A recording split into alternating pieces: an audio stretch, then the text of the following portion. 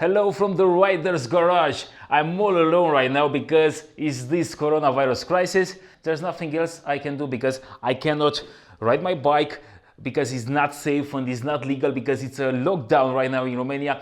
I cannot do anything than to stay here and I don't know, to discuss about bikes, to do some things here and there. And what I want to discuss today about is the Yamaha Tenere 700. In fact, this is the first episode in a series, if you're gonna love it, of videos about the famous bikes on the market, the bikes that I managed to test. And I'm gonna tell you some things that I love about these bikes and some things that I hate about these bikes. And I'm gonna be totally honest, as always.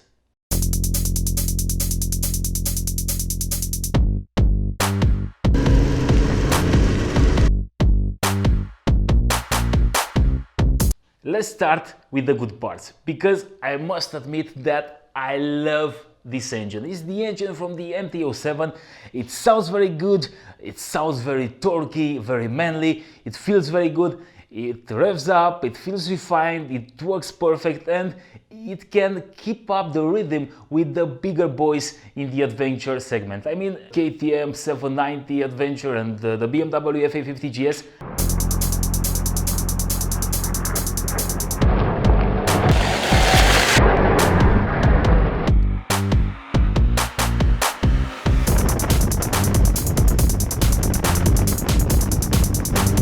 I also love the way it looks. Every time I see it, I imagine myself riding over the sand dunes or riding in Africa or riding far, far away. And I think this brings the Dakar dream closer to you.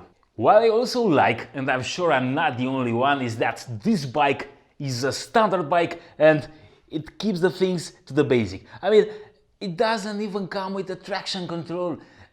It comes with no electronics, with standard acceleration. It doesn't have ride-by-wire, it doesn't have riding modes, it doesn't have those fancy electronics you can find on every bike today. This is a simple and tough and probably very reliable bike, and I know that some of you just love it.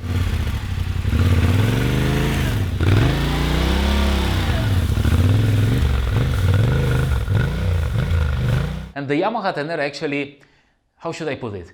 It's a very good base to start building your dream bike. I mean, you're taking a basic Tenere and you're fitting it with the suspension you want, with the luggage you want, with the seat you want, with the windscreen you want, and you transform it to your dream bike. How cool is that?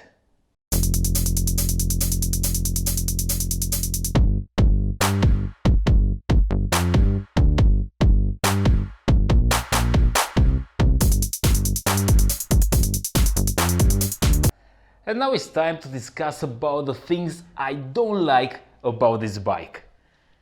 And I'm gonna start with the price. I mean, it's not as affordable as Yamaha wants to make you think it is.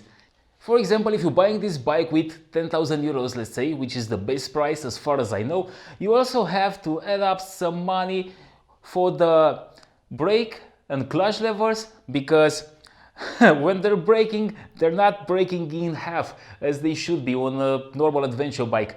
They're braking totally, and if you're falling and breaking the original brake lever, for example, you'll have no brakes anymore in, I don't know, Pamir, Mongolia or whatever. So you have to change it.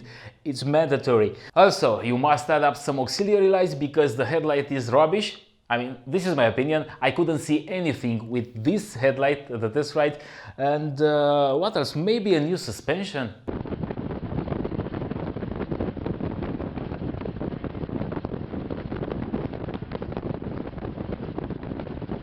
Sorry guys, I know that it's adjustable. I know that maybe you can do a couple of things on this suspension if you're a suspension mechanic, but I'm not a suspension mechanic, and as much as I tried to set it up, it just didn't work. And those bikes, those other bikes fitted with a standard non-adjustable suspension just worked better than this one. And I tried a lot of settings during my test ride Still, I just don't like it. I'm not gonna start the discussion about the seat, or I don't know, because it's not that comfortable. Oh, and also, I don't like that the dash is vibrating as hell when riding fast.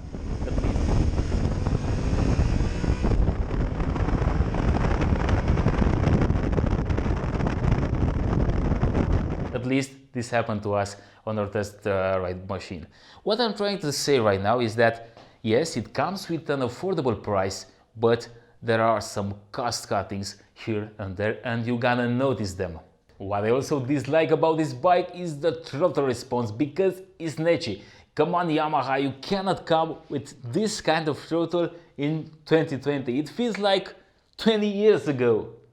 And yes, of course, you can buy it for 10,000 euros, but unlike the competitors, it doesn't come with the traction control, it doesn't come with the ride-by-wire acceleration, don't have a cruise control, you don't have riding modes.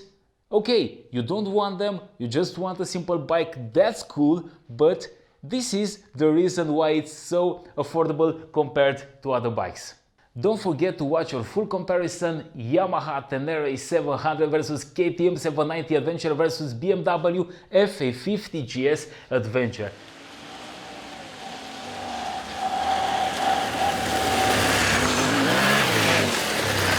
Also, I want to know your opinion about this bike. What you love about the Yamaha Tenere and what you hate about it. And tell me which is the bike you want to discuss about in the next episode. There are some tough times right now, but we're gonna get through this and we're gonna start riding again very, very soon. That's it for today. Stay healthy. See you soon.